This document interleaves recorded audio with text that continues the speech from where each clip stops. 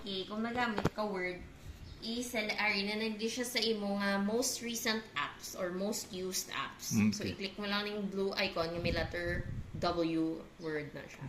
So, open na siya sa iya nga do dashboard. I-click mo ring blank document. Ang sa left panel, if gusto mo mag-open recent documents nga gin-ubra mo na or in progress, pwede mo na doon select. But if you want to start a new document, i-click mo ring blank document. Nan. Okay. So, ang view yan ni Subong is full screen. Kung gusto mo i-zoom out, pwede lang na siya nga i-pinch, ipaamon mo na balahok. Enlarge. Oo. Kung gusto mo man padako, na mo na. Wow. So, start ka lang da yung type. Dali lang. Mas. Nan.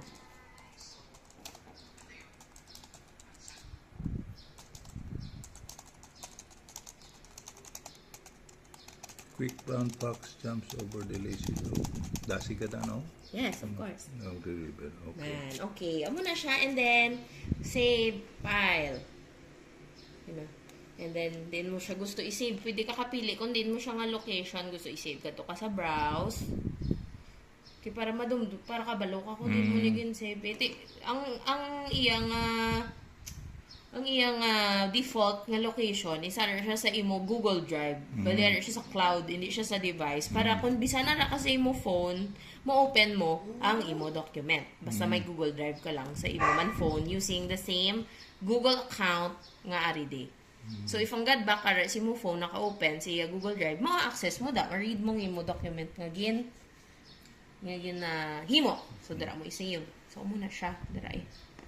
Very good. To, kung gusto mo mag-delete, long press. Long press ka sa document na gusto mo i-delete.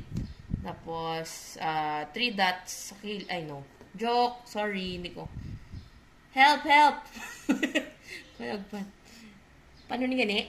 Ano? Hindi ko siya ma-delete. Why the trash can na logo? Wala. Nakatugid siya sa drive. So, muna siya. Muna siya pa. Okay. Exit. Basta kadto ka di permi para kamo permi sa balay para Magandang tutorial da. bulo bisita kamo di para ma-upgrade ko man ang gray cells ko. Ano, naka-automatic save file siya. Okay. Para, you know. Okay man gini ang sama na siya. Pwede mo man na edit ang font kung gusto mo. Ang kanami kay may keyboard ang keyboard niya bastante ang size oh. Ari daw hindi siya. Ay, naka-read only. Tapos ano My ganito bad. yan magamit ang ballpen para sa kwan? Pang writing. Abi ay ang ballpen nga pang Kato ka sa keep notes. keep notes.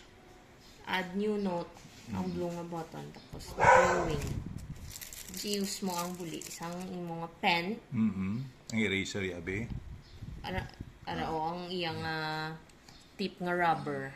Use o. Pwede mo na ma-select ang thickness ang pen, ang colors ang pen. So, gusto ko mo lang na para sakto lang. Masulat na hello. So, hindi pa galing kaagi, mayo. Ay, sa angle, gulo. Kulang Pwede mo na, ang gusto mo damol-damol. kulang ink siguro. Oo, kulang ink. Duot-duoton mo gina siya. Hello nan. Na, kung gusto mo i-erase, click mo lang niya yung second icon. Tapos, i-press. Magic. Oh, diba? Magic. Yehey. Sige. Ano tong siling mo yung Google Keep? Muna siya. Okay. Ang yellow nga logo. Okay, yellow logo nga. Okay. Para siya. Keep notes. Sa Keep dalawang sa Facebook. Thank you very much. Ara siya. Clear na gido. Pwede ka mati ka, So, pwede morning- ka utang. May calculate.